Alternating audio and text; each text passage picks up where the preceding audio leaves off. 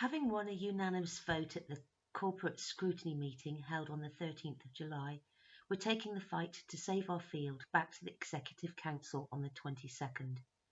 We hastily organised a peaceful, socially distanced get-together at the field. Everyone rallied about delivering flyers and sharing our intentions in the local papers, on social media and local radio. Armed with placards and hearts full of hope for both good weather and turnout, we were blessed with both.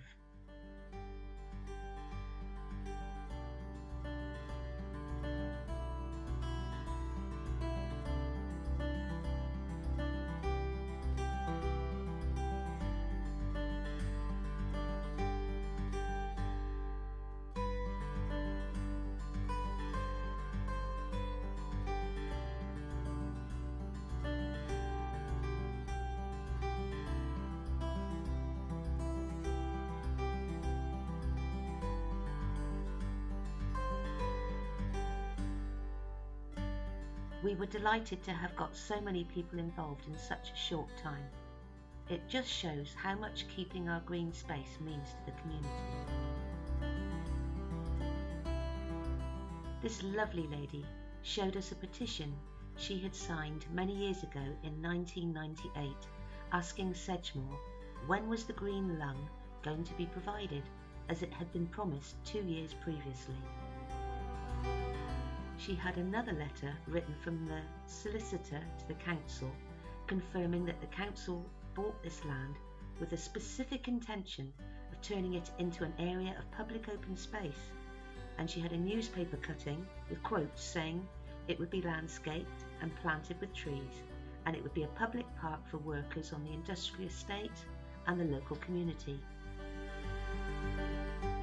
24 years on, we're still waiting for the council to deliver this space, and sadly, many of these signatories back in '98 have now since passed on.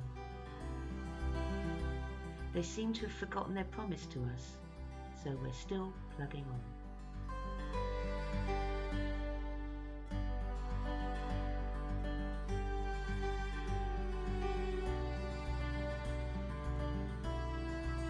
Being so spread out along the path, it was hard delivering a speech to be heard by the protesters, but we all shared a special minute's silence with our field.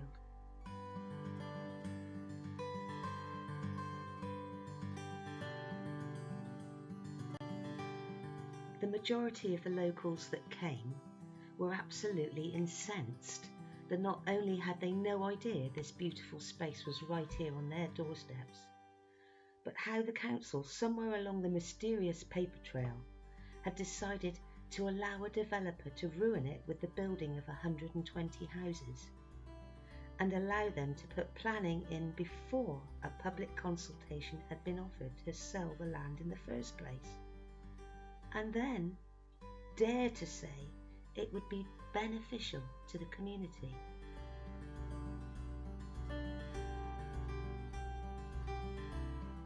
There is a deep scepticism amongst our community about the relationship between the land agent and the council. The community are rightly suspicious about the secrecy and lack of information offered to the public. Just because you can tick all the boxes and justify the selling of this land to yourselves, how about ticking the boxes for nature, wildlife, climate change, and the health and well-being of Highbridge, as you promised 24 years ago? We will not back off over this. Expect more resistance.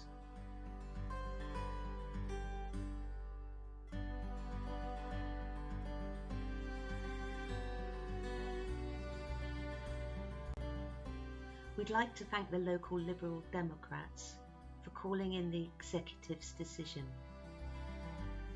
and the Corporate Scrutiny Committee for having held such a comprehensive discussion at the meeting. Also, we'd like to thank all the speakers that day for their well-informed and passionate speeches.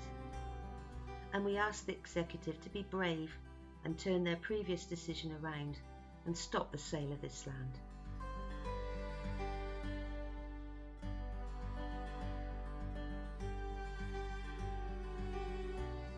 Once again, we challenge you, the executive, to create something amazing, a legacy that will last for generations.